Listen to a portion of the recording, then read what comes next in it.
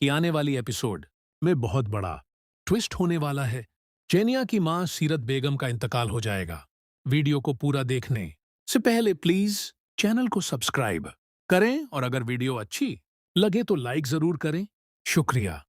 जैसे ही दानिश जेनिया की call recording leak करेगा, शहराम को पता चल जाएगा कि जेनिया के साथ रुखसाना भी मिली हुई थी। लेकिन रुखसाना को जेनिया पहले ही कह चुकी होती है कि चाहे कुछ भी हो जाए, तुम्हें यही नौकरी करनी है।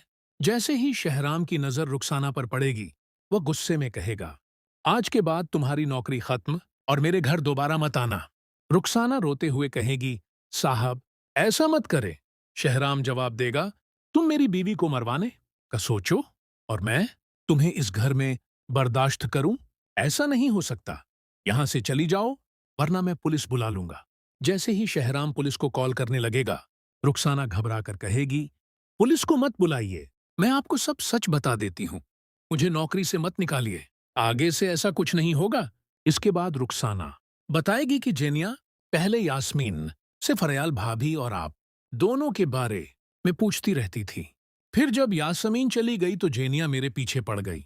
मैं सिर्फ पैसों के लालच में आ गई थी। जेनिया नहीं चाहती थी कि आप दोनों साथ रहें। वह आज भी इस घर और आप पर नजर रखे हुए है। शहराम कहेगा, अगर तुम पुलिस को सब कुछ सच सच बता दो तो मैं तुम्हें माफ कर दूंगा।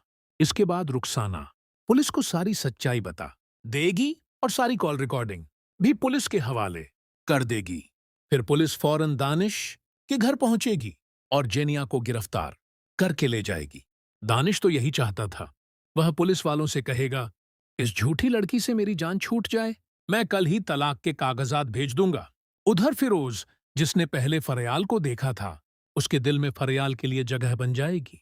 वह सोचने लगेगा, काश फरयाल मेरी जिंदगी का हिस्सा बन जाती। दूसरी तरफ सीरत बेगम पहले ही एक बड़े धोखे का शिकार हो चुकी होंगी। उनकी प्रॉपर्टी, प्लाजा और बहुत कुछ उनके हाथ से निकल चुका होगा। वह पहले से ही परेशान होंगी कि तभी दानिश उन्हें फोन करके बताएगा कि जेनिया की वजह से उसकी कितनी बदनामी हो रही है और पुलिस उसके घर तक पहुंच गई है। जैसे ही सीरत बेगम टीवी खोलेंगी, उन्हें खबर मिलेगी कि जेनिया फरयाल को मरवाने की साजिश के मामले में गिरफ्तार हो चुकी है। यह खबर देखते ही सीरत बेगम को हार्ट अटैक आ जाएगा और अस्पताल पहुंचने के बाद उनका इंतकाल हो जाएगा। उधर फिरोज की मां पहले ही रात को शांझे को दूर करने के लिए तबीयत खराब होने का बहाना बनाकर अस्पताल चली जाएगी। अगले दिन फिरोज अपनी मां की सारी बातें सुन लेगा और उसे पता चल जाएगा कि वह शांजे को नौकरानी की तरह रखने का इरादा रखती हैं।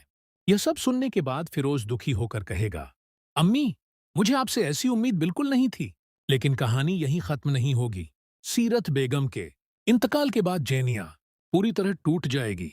जेल में बैठी जेनिया को जब अपनी मां की मौत की खबर मिलेगी तो उसके पैरों तले जमीन निकल जाएगी। दूसरी तरफ फरयाल को भी इस खबर से गहरा सदमा पहुंचेगा, क्योंकि वह कभी नहीं चाहती थी कि हालात इस मोड़ तक पहुंचें।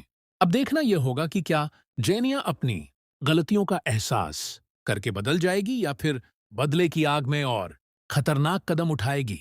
वहीं शहराम और फरयाल की जिंदगी में भी नई मुश्किलें आने वाली हैं, क्योंकि